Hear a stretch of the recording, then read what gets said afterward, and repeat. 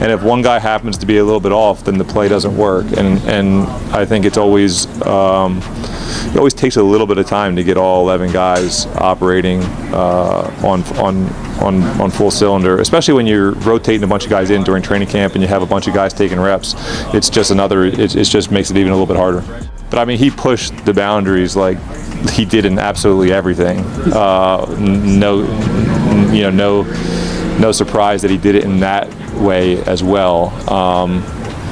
But I don't think it's necessarily something that I actively think about until people kind of remind me with texts and things like that, and you guys ask me about it. We have a standard for that position, regardless of who's in there. Practice, games, how we operate, what we believe in. We have a very, very high standard. Joe Flacco has officially been named the starter for Week 1 of the NFL season. And when he faced the media, he didn't just talk about himself. He went out of his way to praise Shedeur Sanders. Flacco pointed out that the work Shedeur has been putting in during training camp, minicamp, and OTAs has actually pushed him to raise his own game. That's not light praise. It's coming from a Super Bowl winning veteran who knows exactly what it takes to survive at the top. But at the same time, Flacco didn't shy away from addressing Dillon Gabriel's embarrassing struggles, especially that costly fumble in his very first preseason start. He admitted Gabriel just isn't ready yet, saying he needs more time to adjust and actually get in rhythm with the team. Still, Flacco claimed he believes Gabriel will get better, but fans aren't buying it. But here's the big question. If Joe Flacco himself is openly praising Shedeur Sanders and recognizing the kind of talent he's bringing onto the field, then why is Kevin Stefanski refusing to move Shedeur up to the second-string role?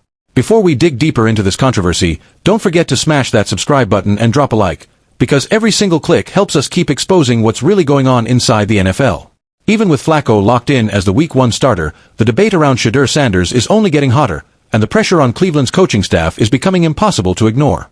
Flacco himself admitted that even though he's the starter, Shedeur is right there competing at a high level. So the real question is, why isn't Shedeur being given more chances with the first team? Analyst Garrett Bush didn't sugarcoat it when speaking on this issue. He argued that while Flacco deserves to start, the NFL is unpredictable and brutal, which is exactly why the Browns should be preparing Shedeur right now instead of keeping him stuck on the sidelines.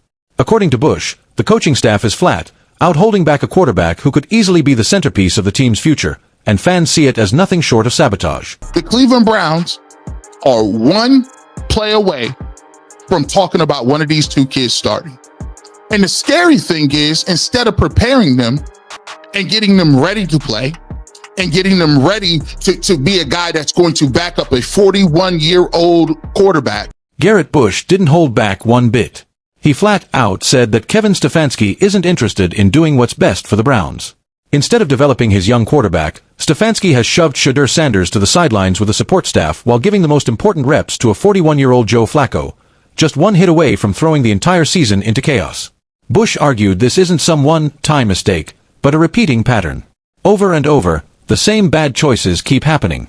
And in his eyes, this is exactly the kind of decision that drags Cleveland down the same old losing road. Once again, the Browns look like they're letting golden opportunities slip away, and fans are asking the hard question: has this franchise really learned a damn thing from its painful history? You play games and have them thrown on a side field with support staff. This is the stuff that the Cleveland Browns drop the ball on every single time.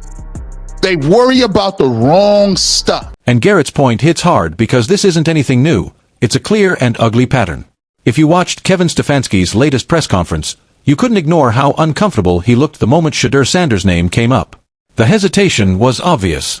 And when reporters pushed him about why he suddenly decided to start his main quarterback in the third preseason game, something he flat out refused to do last year, his answer was weak at best.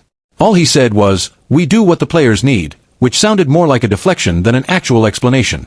That's not the kind of conviction you'd expect from a head coach when talking about the future of his team. It didn't sound like leadership. It sounded like Kevin Stefanski dodging the real issue. And that only fuels even more speculation, because maybe, just maybe, the Browns don't actually have a real plan for Shedeur Sanders. If that's true, then this isn't just about a quarterback battle.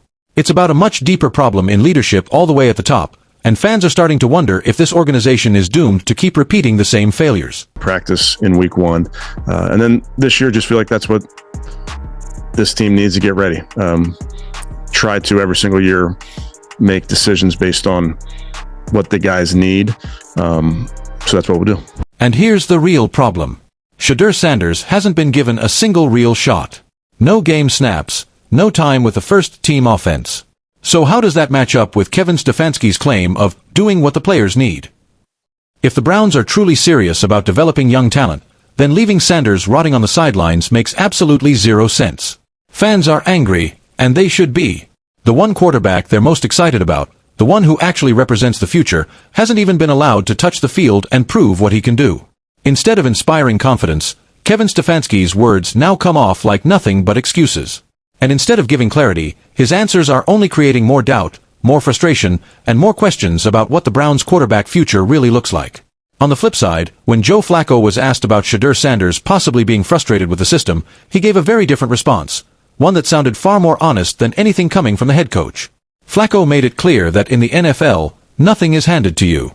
Every player has to fight with everything they've got.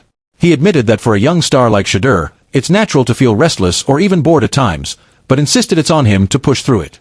Flacco brushed off the idea that there's anything wrong with how Shedeur is being managed, instead throwing the responsibility back on Shedeur's mindset and whether he can stay locked in, a stance that sounded more like protecting the coaching staff than actually defending the young quarterback. Yeah, listen, I think the thing that as you get in the league, no matter what position you are, the part of it that you deal with mentally that maybe is a little bit of a struggle, not an advantage, is that you got to fight like the boredom and the monotony of doing it for so long. I mean, even though Flacco tried to defend Kevin Stefanski's stance, the analysts aren't buying a word of it. Ryan Clark, for example, came out swinging. He flat out said that Shedeur Sanders hasn't been given the game time chances he needs to truly prove himself. And honestly, he's right. How can the Browns possibly judge their supposed quarterback of the future for life after Joe Flacco if Sanders isn't even being allowed to take real snaps in real situations? That's the thing. If they don't play, Swag, how do you know? Like even if they're at practice and like Jason said, we're seeing them do well against the ones playing well in 7-on-7. It's still practice. We're talking about practice, but RC, not the game. That's the question that I'm asking. Shedeur Sanders deserves his shot, and the Browns can't keep dodging the truth. Fans are losing patience, and the pressure on Kevin Stefanski is only getting heavier. This isn't just about a quarterback, it's about the future of the entire franchise. So hit subscribe, drop a like, and stay tuned for more unfiltered NFL updates.